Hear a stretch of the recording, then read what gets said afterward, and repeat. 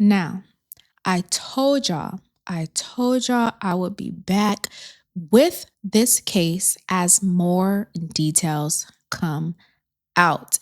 And the details, I mean, they are just overflowing. So let's get into it.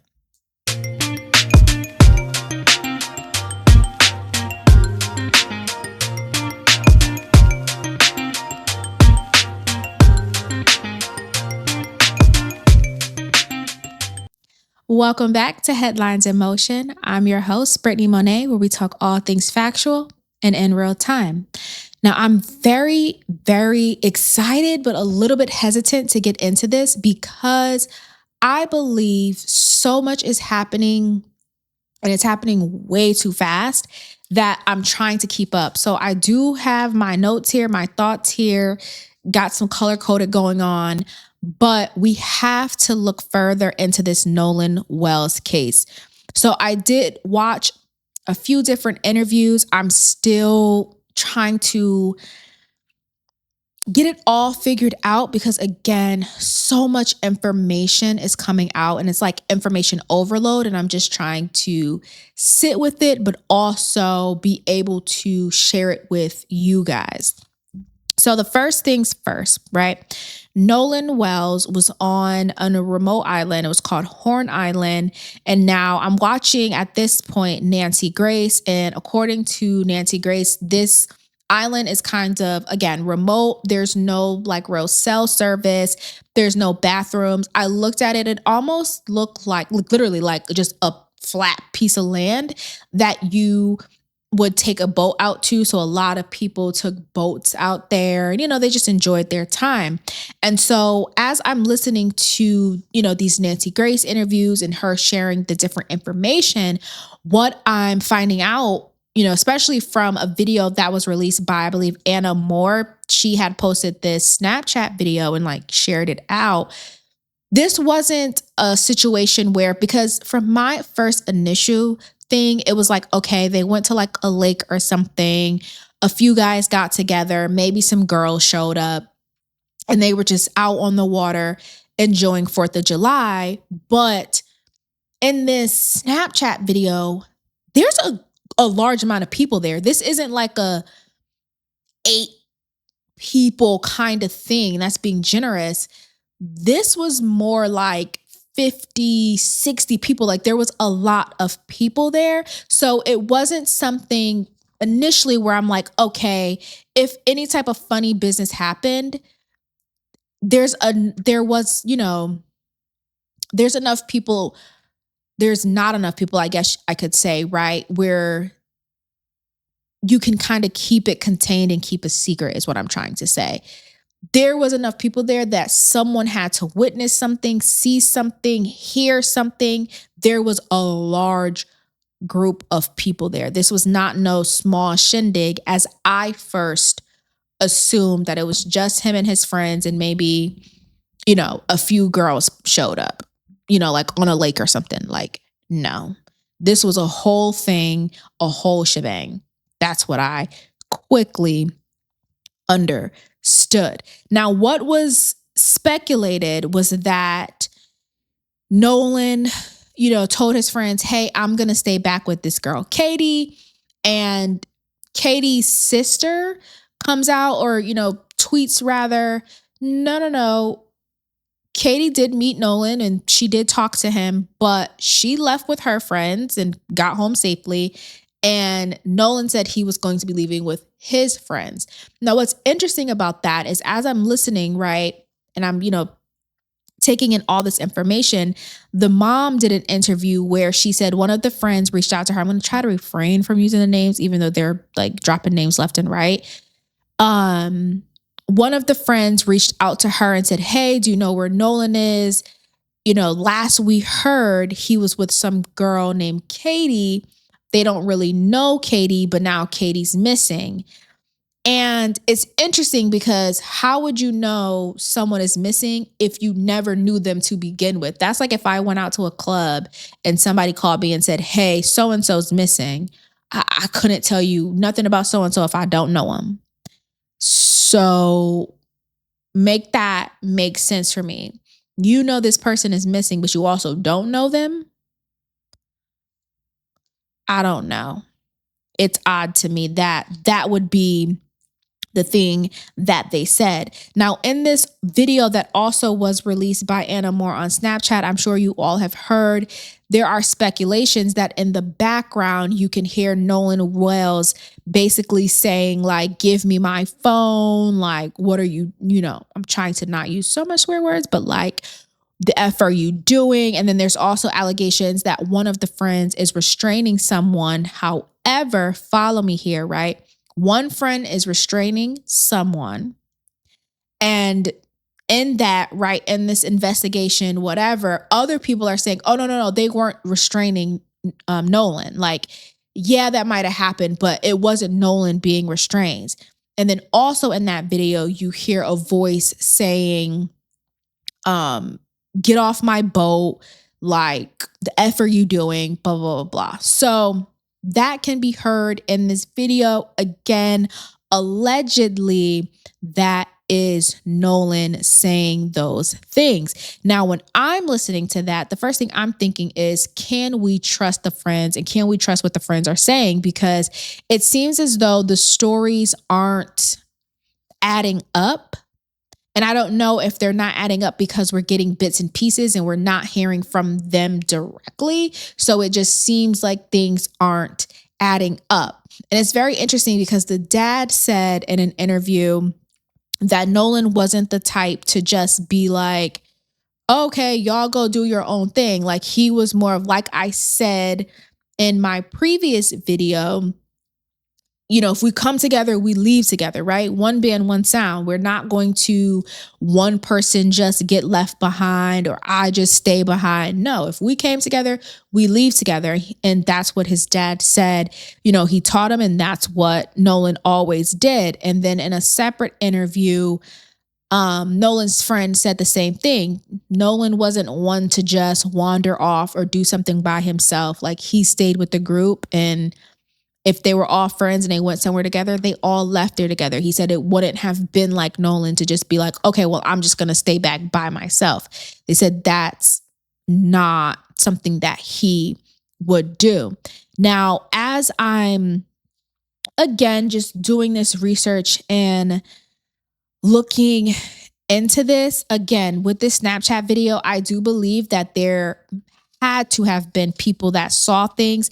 I just feel like a lot of people are probably, one, not sure if what they saw is relevant. That happens a lot. I listen to a lot of true crime. People don't know that that one little thing could be the key to like unlocking something.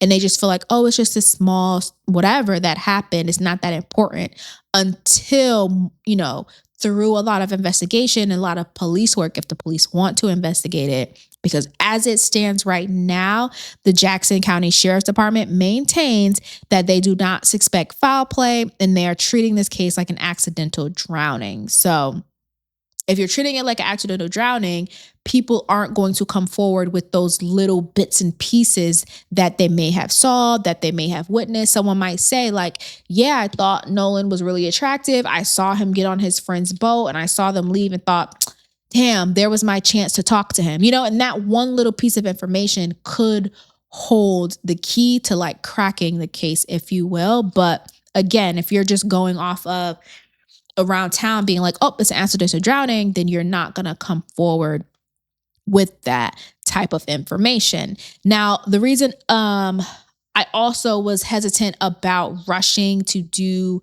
any type of speculating around the case, and I'm still a little hesitant, is because when this first was reported, we kept hearing that the friends gave the mom the phone, the friends brought the mom the phone, the friends brought the mom the phone, and that's not totally how it happened.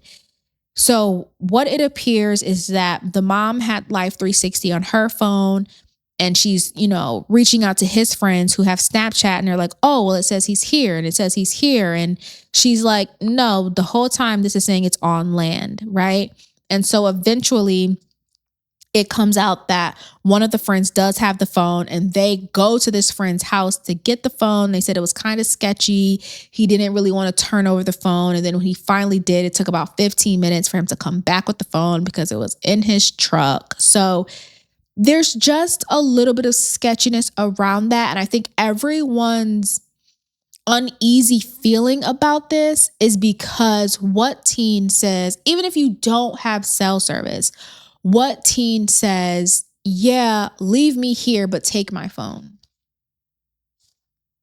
Even if your friends leave you, abandon you, whatever, you're going to take your phone regardless. That's just what you're going to do. Like, whether you're at a night out, hitting some bars, at a nightclub, whatever, you're going to take your phone, even if it's dead, right? You're going to take your phone. So for him to not have his phone, it's a little bit weird. And that's, I think, where a lot of people have pause, is like, whoa, why did he not have his phone? Why did you guys have his phone? I think that gave a lot of people pause. And then what happens after the mom finally retrieves the phone, right? She gets the phone and she's like, wait, my son has no postings, no Snapchat, no Instagram, no text messages, nothing. It's like that entire day went by and he did not use any social media. Very strange. I mean, that's strange for anybody. Maybe not like, up there, right? Like 40, 50, maybe like even like at my age at 33, right? If I go a day without putting anything up, okay, cool. Like it's not that big of a deal.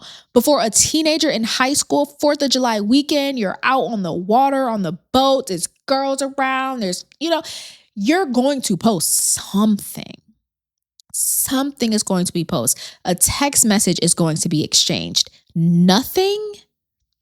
Yeah, that's a little bit strange. And the mom said that, that to her was like basically like a red flag, because it just shows a gap in the timeline of like, okay, he was here, he was good, radio silence, now his body's washing ashore. Something is not right. Now, with his body washing ashore, that stuck out to me, because if they left him on the island, how does his body wash ashore if he was left on land? And I saw all the like aerial shots, y'all. There is no way this boy would have tried to like swim to land, and then be like, get tired and drown. No, you must take a boat out to this island. Okay. You must take a boat out to this island. So if you left him on land, how did he wash ashore? How does that happen? So for me, it appears the only thing that would make logical sense is that he was dumped, pushed, get off my boat, and now you're just tossed over, and what happens. You know what I mean? Do you wade in the water until someone finds you? Who knows, but to wash ashore, that means you were in the middle of water. That's what it implies to me. I'm only looking at the implications, right? It implies to me that if I washed ashore, I must have been in the middle of water. I didn't wash ashore from land. So that was very interesting to me. Now, I'll jump back into this Katie thing, because of course they're saying that he was with Katie and he left with Katie. I believe that Katie situation is a complete farce. It's something that's made up. And I don't want to say entirely, like maybe there was a girl there. I don't even know if her name was Katie, but maybe there was a girl there that he was like interested in, and they were like, talking and flirting and things like that. But this whole he stayed behind to go with Katie. Yeah, nah, I'm not believing that. I do believe that he was with his friends, and I believe they were the last ones to know of his actual whereabouts, especially if his mom has Life 360 and is saying that his phone is on land, but they're like, oh no, he's in the water. And it just did not make sense to me. Now, as I continue to listen, there was speculation that the body was moved, maybe it was. There also are reports that the boat was cleaned. And as I'm listening to Nancy Grace, of course, she has this panel and people are up there. And one of the great questions that someone said, and I thought it as well when they were like, the boat was cleaned. Why did you keep the phone? Like, what was the point in keeping the phone? And again, I don't know. Okay. There's so much that you can speculate around this, right? Like maybe something happened, and I don't want to say, yeah, in the heat of the moment, I didn't want to say crime of passion, but in the heat of the moment, maybe something happened and you didn't realize that his phone fell behind something or, his phone slipped under something and now you're finding it later. Like you maybe didn't realize that, but the boat was cleaned and they did not get rid of the phone. And so that was very interesting. Now, I know everyone saw the reports of the family wanting a second autopsy. They did do that second autopsy. That second autopsy did come back as undetermined. And it was just basically like pending further investigation. So it did come back on that. So there was no ruling on COD or MOD, but they're like speculating drowning. Now, Nancy Grace did have this medical examiner on there, and child, it was very hard to listen to him. I think it was Dr. Kendall Crowns, I believe. Yes, girl, it was very hard to listen to him because he was like reinforcing all these ideas that absolutely no one introduced. So when Nancy asked him about the drowning and being like, can't you tell that someone drowned and yada, yada, yada, he's like, yeah, but you also can confuse it with a drug overdose. And she stopped him immediately. And she was like, yeah, but you also can test the contents of the stomach, right? Because, yeah, like, don't try to put it off. So with that, I say all that to say I can tell narratives are going to begin to be spun because he quickly went into like, oh, but it could also be a drug overdose. A drug overdose, and he washes over shore. So again, how? Like, please, sir. So I have very, very strong concerns with false narratives. And I think these false narratives are going to happen, and they're going to happen fast. So I don't know. I want the family to get out in front of this, but I just don't know how because there's so much that's not being investigated, unfortunately. A lot of, the NAACP and Ben Crump, and you have all these people, saying things and like pushing out all of these stories. And this one said this and that one said that. And, more evidence and things are being brought to us. But Jackson County in Mississippi, they need to be the ones to do an investigation, or the family needs to hire a private eye or something like that, because something is murky in this water for sure. Now, what happens next was very, very interesting to me. Y'all. So the second autopsy revealed that Nolan had, like, at the back of his head, right? Like right before your neck, at the back of his head, he had major, not hemorrhaging, but just like blood stained, right? So it was like blood had like pooled and congealed there, meaning like it could have been blunt force trauma because it's sitting here. And this medical examiner, this is why people love Nancy. This medical examiner said, oh, well, that can happen in transport. Now, sir, did that much blood to the point that it's noticed on an autopsy is not going to pool going from Mississippi to DC. And that's what Nancy said to him. And he was like, yeah, but it sits for hours in autopsy, and it sits for hours on a table, and it sits for hours going to stop. Okay. Because if that's the case, he would have had all this pulling from sitting everywhere, right? If he's laying on his back, everywhere. And that's why I said I'm very concerned about false narratives, because that is a dangerous talking point to say, oh, no, no, no, no, no. That couldn't have been any type of foul play. No, that happens all the time. It's pooling. Listen, please.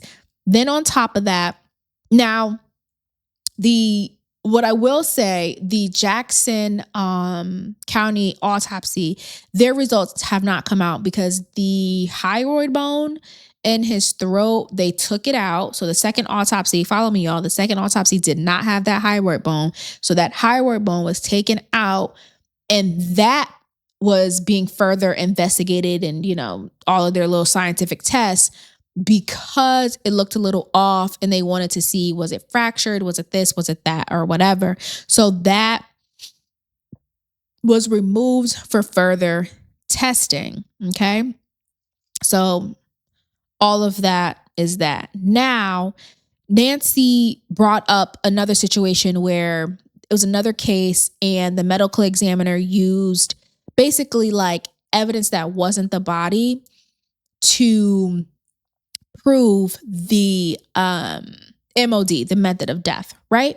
And so Dr. Kendall Krause, the medical examiner that Nancy had on there, did agree, saying that medical examiners are taking their time for investigative evidence. Now, that is very important because, yes, investigative evidence will help you understand what the body, right, is telling you once you have this investigative evidence. However, if the Jackson County Sheriff is not investigating anything, what evidence will the medical examiner have? If the Jackson County Sheriff is saying it's an accidental drowning, what evidence does the medical examiner have? Someone needs to be investigating something, and that's why people like Nancy Grace are great, because they're going to push and be that voice to say, hey, no, you need to investigate this. You need to look into this. We found this. You need to track this down, because if you don't supply a better picture, the medical examiner is just going to sit with undetermined. You're going to sit with undetermined because the body can only tell you so much. You need other things to basically corroborate or to back up what you think the method of death is, whether that's homicide, accident, suicide, whatever. That investigative evidence is very important. But if you aren't seeking it, if you aren't going to do your due diligence, I was going to say go do your due, but do your due diligence, then yeah, the medical examiner has nothing to go off of. So that's great and all, but this Jackson County, they need to go and do their work. Now, according to reports, the boat was sinking, but it also was still used multiple times that night to go to and fro. So what were they doing? I don't know. Now, the last thing that I wanted to discuss real quick was Nolan's digital footprint. I discussed it a little bit earlier when I said that he was not active, but the family, especially the mom, is now speculating that, things were deleted and text messages and things like that were deleted because his phone just felt too clean. So for me, my question is, okay, was his phone locked? Did someone have access to it? Did he have Face ID so they can get into his phone and just keep it unlocked? All of these different things, right? If the mom got into it and she thinks someone deleted it, it gives his phone wasn't locked. Or maybe his code was like 000. You know what I mean? Something easy where people knew and they could just unlock his phone. Now, Nancy had a digital forensic person on there, and she provided some great insight that I think is very useful for people to know, especially as regards to this case specifically. Now, if a person is an iPhone user, anything that is deleted is accessible up to 30 days. So you have up to 30 days from the day that it's deleted to access those deleted files or to see what was deleted and to retrieve it. However, if he was an Android user, you have up to 7 days. And I do believe we are past the 7-day window. So again, I don't know, but I do believe we're past the 7-day window. So it's very interesting that I would believe sheriffs and their, IT people and this, that, and a third, would know that and would know the timelines and the importance of these different timelines. So if you're just being like, oh, it's accidental, you're dragging your feet, you're not really trying to look into anything. Hey, I'm speculating. Maybe they are. Maybe they've already requested with the carrier to get these deleted files. But if you haven't, then you're waiting for things to expire to say, oh, well, look, we tried and nothing was there, which is very unfortunate. And I don't want to assume that, but y'all, you know what I mean? It's starting to look that way. Now, this digital forensic scientist lady, she did say that when you have like sporadic deletion, that would show like irregular behavior for users, because typically people don't like randomly go in their phone and just delete a whole bunch of stuff, right? They might, delete a picture here and there, but they don't just like randomly go in and like delete everything off their Snapchat, everything off their Instagram, every text message. Like they don't just go and do that. So that would be something that would be flagged as irregular and might not be the user doing this. Now, they also mentioned, like I said last time, that the friends did not attend the funeral, and they also deleted their social media. For me, when I hear that the friends did not attend the funeral, who said they were invited? If you were the last person to be seen with my child and you're already moving a little shaky, yeah, no. You are invited. Okay. Please, I don't need to see you, because you're not even giving me that you cared about my child, or you would be forthcoming with information. You see what I'm saying? So who even said that they were invited? And I told y'all before, them deleting their social media was not any type of red flag to me, because they're just more so protecting themselves. They don't want to be bashed on the internet. They don't want to deal with the comments, people pulling their pictures and speculating this, that, and a third. It will get wild. It'll be a frenzy for them. So them deleting that isn't like shocking to me. But I think just the biggest takeaway at this point, and I know more things are still unfolding, the biggest takeaway for me again is washing up on shore, because what? And then also this discrepancy with Katie. Who is Katie? Has the Jackson County Sheriff Office talked to Katie? Is that really Katie's sister telling us that that's Katie's sister? Like, we need to track down Katie. We need to figure Katie out. Have they did any type of, I don't want to say facial recognition, but trying to identify people or boats in this Snapchat video to talk to these people, to see what could have happened, to see what could have been, heard, and outside of Nolan's friend?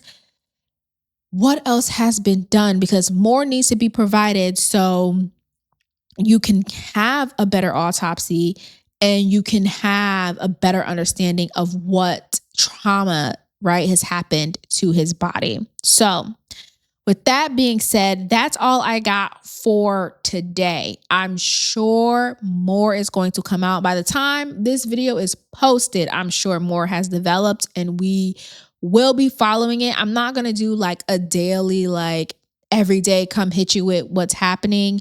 I'm going to let evidence build and let things happen so we have more to talk about. But I knew that, I had to just come back in and touch base with you guys, because it's a lot and it's so bizarre. It's just bizarre with the circumstances, right? Like, the friends have his phone. They really didn't turn it over to the mom. The friends are calling her to tell her about Katie. And it's not even being like, hey, we have Nolan's phone. Is everything okay? Last we heard, he was getting on a boat with Katie. Like, it's just so odd. And Yeah, it's definitely a who done it. It's definitely a who done it.